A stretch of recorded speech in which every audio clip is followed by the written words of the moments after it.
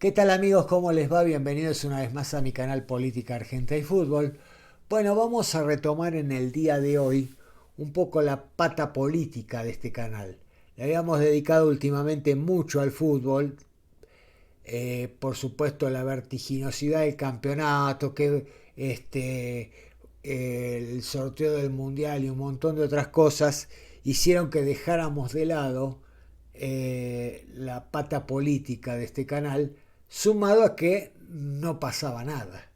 Porque la verdad que a partir del 26 de octubre entró en una llanura la parte política porque de verdad que estaba todo tranquilo.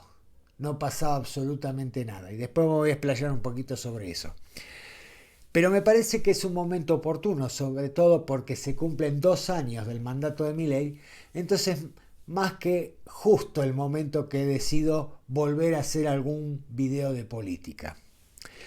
Del primer año no voy a hablar porque ya lo hablamos en su momento cuando hice el video del primer año de Javier Milei. Voy a hablar sobre todo del segundo, que fue un año bastante movido para el gobierno. Ya saben ustedes que el año no empezó bien con el escándalo de Libra, después lo de Españolo, y otras cosas que no estuvieron bien en el gobierno de Milei y que afortunadamente el presidente pudo salir adelante. Porque después del escándalo de Españolo, que fue justo para la época de las elecciones en la provincia de Buenos Aires, eh, el gobierno quedó muy dañado. Pierde en septiembre las elecciones en provincia de Buenos Aires y dicho por él, pero también yo comparto esa opinión, creo que fue lo mejor que le podía haber pasado al mileísmo haber perdido esa elección, porque le abrió los ojos al presidente, se bajó del pony del éxito, lo hizo más terrenal a nuestro presidente y empezó a virar dándose cuenta que no podía ir en la dirección que iba, puteándose con todo el mundo, insultando a todo el mundo, con soberbia. Se dio cuenta que necesitaba de toda la gente esa a la cual puteaba y necesitaba bajar 2 cambios a su gestión porque así no estaba yendo por buen camino. Pasó lo de Sper, otro escándalo que veremos qué determina la justicia. Terminó con la renuncia de Sper, algo que parecía que podía ser el golpe final al gobierno de Milei, que ya estaba tambaleando, y haber perdido a su cabeza de boleta en la provincia de Buenos Aires parecía que podía ser un golpe letal. Aparece, mientras tanto, la ayuda de los Estados Unidos, de Donald Trump más precisamente, y ahí es como que empezó a tranquilizarse la cosa, se tranquilizaron un poco los mercados, el dólar venía subiendo, las acciones venían bajando, y a partir de la ayuda de Estados Unidos y el posterior acuerdo económico en cuanto a las exportaciones e importaciones y al libre comercio, tratado de libre comercio con Estados Unidos, creo que ahí definitivamente cambió la situación. Llegamos al 26 de octubre y ante, les digo, yo creo que ante el escepticismo del propio gobierno y el mío propio, les confieso, Milei gana las elecciones y gana con bastante contundencia. Gana con bastante contundencia. Y gana en casi todo el país. Y aquella utopía que él decía un año antes, vamos a pintar el país de violeta, casi casi que se cumplió. Vean, yo le digo una cosa, esa noche fui el tipo más feliz del mundo. porque de verdad que en un momento dado y con lo de Esper, que fue lo último, eh, eh, me parecía que ya se caía el gobierno, que ya no se podía sostener porque propios y extraños le estaban soltando la mano a Milei por sus propios errores.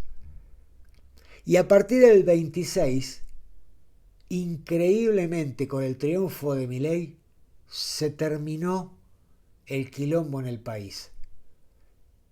Ya no se veía la CGT con ganas de armar lío, ya las marchas de los miércoles de los jubilados eran cada vez con menos gente, la oposición es como que se metió en el freezer y muchos periodistas que defendían al kirchnerismo es como que algunos hasta se empezaron a dar vuelta o por lo menos a opinar que iba bastante bien el gobierno y otros que se llamaron a silencio porque ya no tenían cómo objetar el mandato de Milei.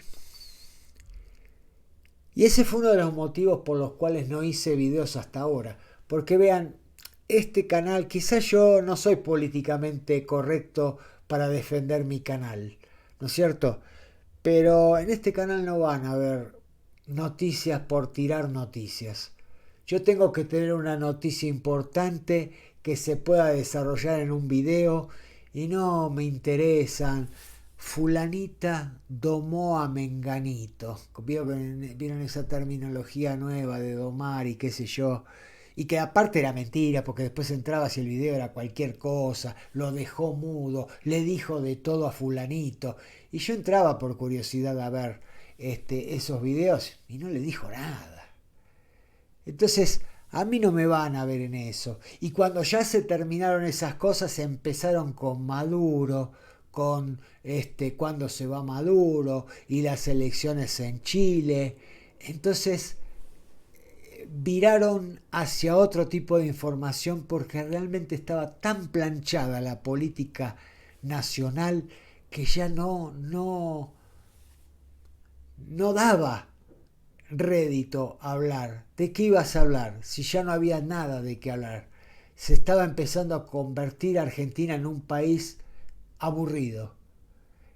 Y yo les digo a los creadores de contenido, lo peor que puede haber es que se convierta en un país aburrido. Pero de verdad que eso quiere decir que vamos por buen camino, que las cosas se están normalizando y ya no hay que hablar todos los días de un quilombo, de un despelote, de un paro, de una movilización, de que tratan de desestabilizar al gobierno. Se acabó todo eso de golpe, pero de golpe, ¿eh? ¡Pum! Se cayó todo. Y ya no se habla de nada, porque no tienen ni ganas. Hasta se dividieron los kirchneristas, se dividieron los peronistas, el apoyo de las reuniones de Santilli con los gobernadores para llegar a un pacto para que se pudiera en las extraordinarias que se van a hacer ahora aprobar el presupuesto 2026 y la reforma laboral, o como le gusta decir al gobierno, modernización laboral.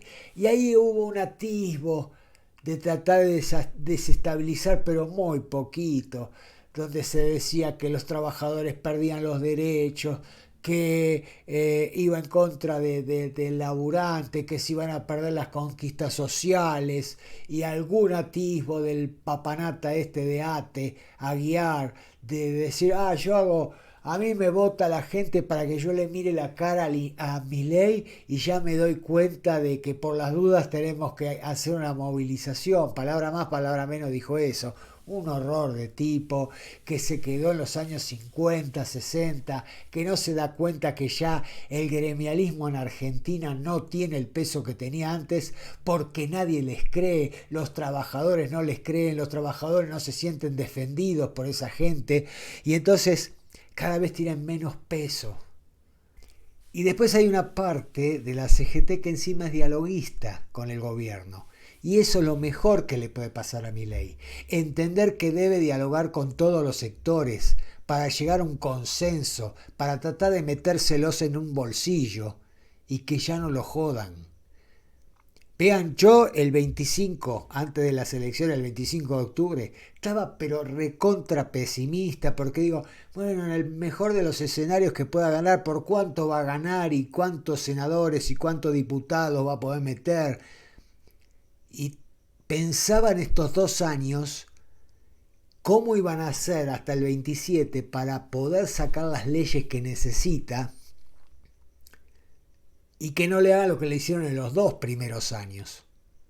Porque también es cierto que si el Congreso se hubiera comportado como una oposición sana, constructiva, muchas de estas leyes que tiene que sacar ahora las podía haber sacado antes.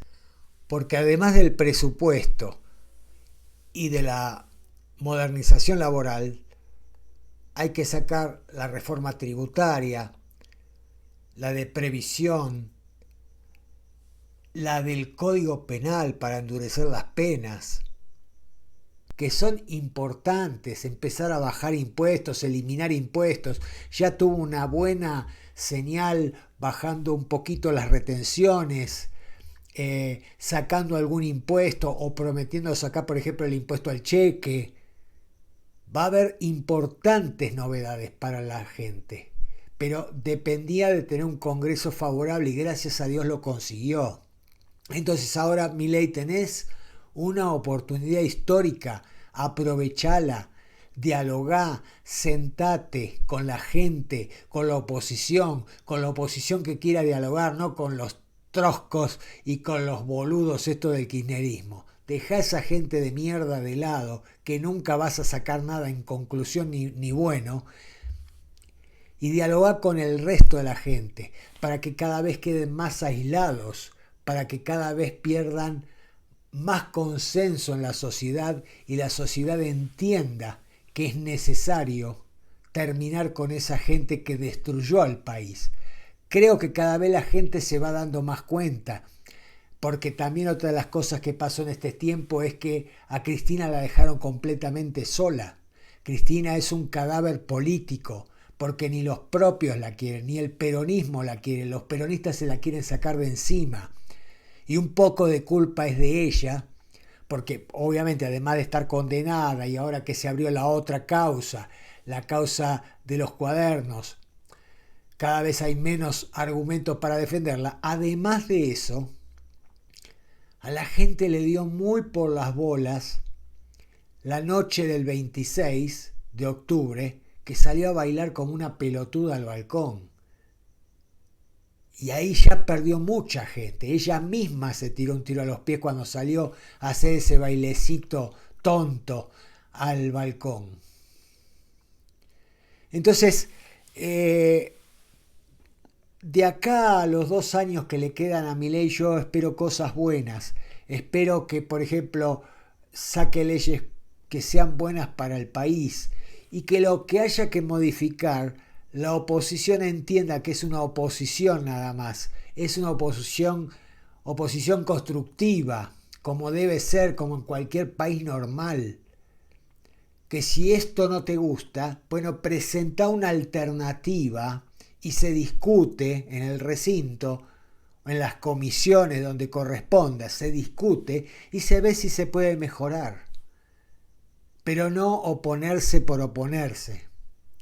Eso es lo que se tiene que terminar y con un Congreso bastante favorable eso va a pasar y van a salir las leyes fundamentales y el país va a cambiar. Lo único que le falta, y espero que lo haga lo antes posible sinceramente, es que lo antes posible en el 2026 esas reformas puedan surtir efecto, se empiece a generar trabajo, vengan los capitales extranjeros, que se pueda empezar a reactivar la economía para que esa gente que todavía no puede disfrutar del buen momento macroeconómico lo empiece a disfrutar en su microeconomía. Esa es la vuelta de tuerca que todavía tiene pendiente Milei, porque hay gente que todavía, y aún clase media, que la está pasando mal.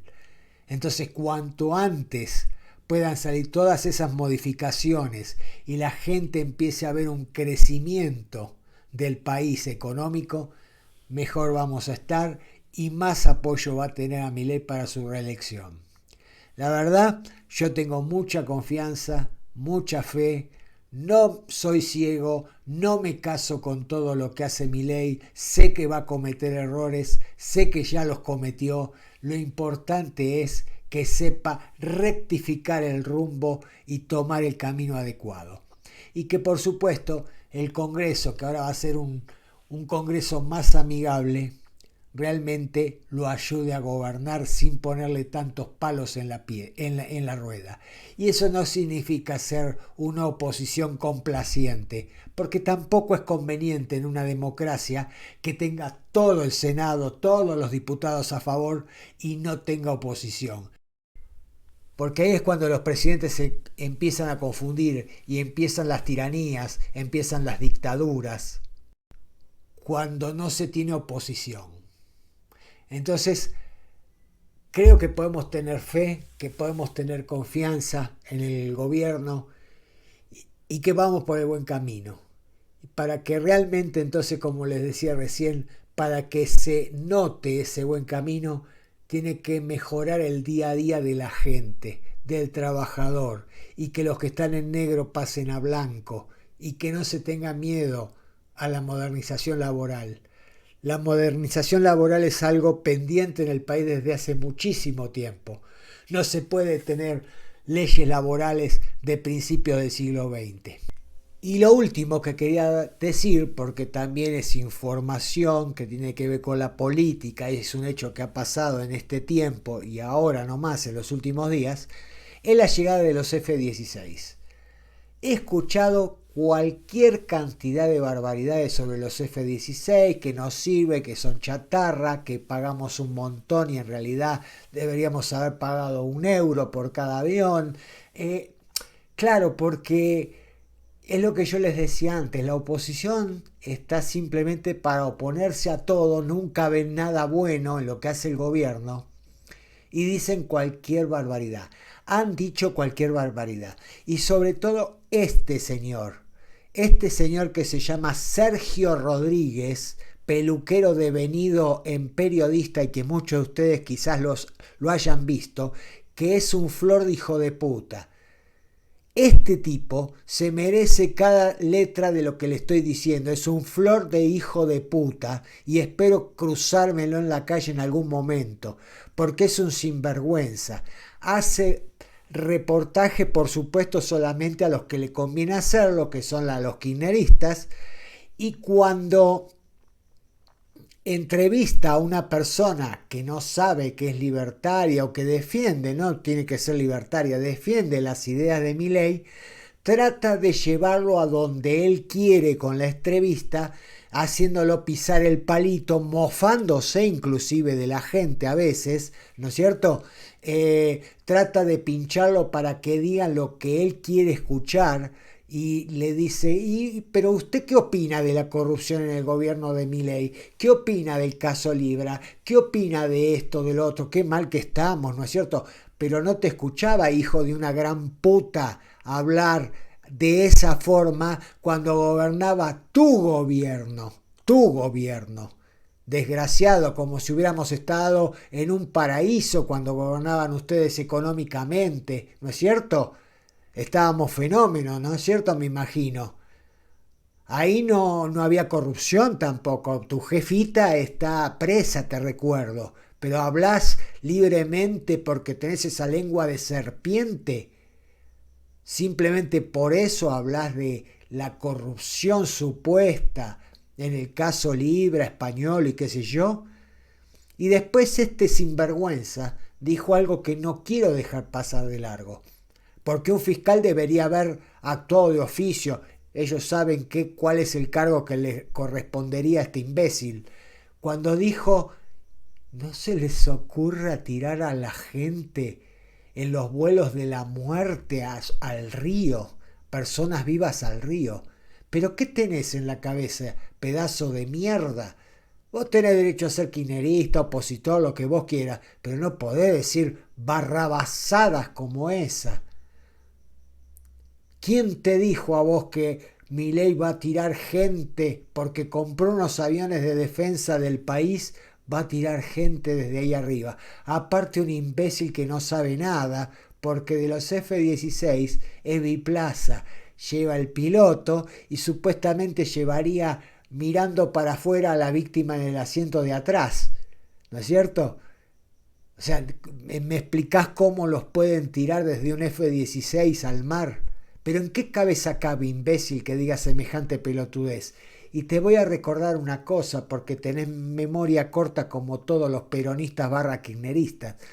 Los que hacían vuelo de la muerte no solamente eran los militares, también los hizo Perón. Agarrá los libros de historia y fíjate cómo trataba Perón a las personas que eran opositoras a su régimen. Fíjate y después cerrá el culo. Bueno, eso es más o menos lo que yo quería decir. Y ahora los voy a dejar con un pedacito de algo que lo repite mucho Feynman y que a mí me parece interesante para terminar con el viejo mito peronista de que todo lo bueno de este país lo hizo Perón. Y se cuelga de siempre de las bolas de lo que hicieron los demás. Los dejo con Feynman en esto que dijo hoy, que lo repite bastante seguido, y yo me voy despidiendo. No se olvide de suscribirse, compartir, comentar, darle like al video. Necesito que lleguemos a los 1000 suscriptores. Apoyen al canal, comenten lo que se le dé la gana, a favor, en contra, con respeto, pero háganlo, no hay problema, pero interactúen con el canal para que el canal se pueda ir para arriba definitivamente, para que puedan monetizarlo, para que este canal crezca, que es para ustedes. Y bueno, con defectos y aciertos como Milei, yo hago con total honestidad intelectual este canal y es para ustedes. Bueno, me despido de ustedes. Escuchen lo que decía Feynman hoy. No, porque a ver, todo lo que son las leyes laborales se lo debemos a Perón, a Evita, ¿no? Lo que son las jornadas de 8 horas, por ejemplo, el descanso dominical, todo gracias al general, vamos, Perón todavía. Falso. Son las grandes mentiras peronistas. Mirá, si querés hacemos un repaso. El descanso dominical no lo implementó Perón. Fue el gobierno de Roca en 1905, no fue Perón. Las vacaciones pagas fue un proyecto de ley aprobado por el gobierno de Uriburu en 1933, no fue Perón.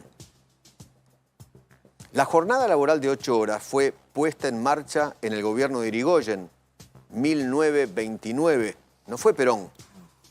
Fíjate cómo las mentiras del peronismo se caen a pedazos, ¿no? La primera ley de jubilaciones fue creada por Alvear, año 1924, no fue Perón. La primera ley de protección al trabajo de la mujer y los niños fue del socialismo en 1905, gobierno de Figueroa Alcorta, no fue Perón. La ley de accidentes de trabajo fue sancionada en 1915 por Sáenz Peña, no fue Perón. La primera reglamentación del trabajo a domicilio fue de 1914, durante el gobierno de Victorino de la Plaza, no fue Perón. Las leyes de despido sin causa, protección a la maternidad, fueron sancionadas en 1933 por Uriburu, no fue Perón. Fíjate cómo, viste, el peronismo, el kirchnerismo, se han apropiado de banderas, de leyes que no les corresponden, ¿no? Son las grandes mentiras de Perón, o las grandes mentiras peronistas, si vos querés, ¿no?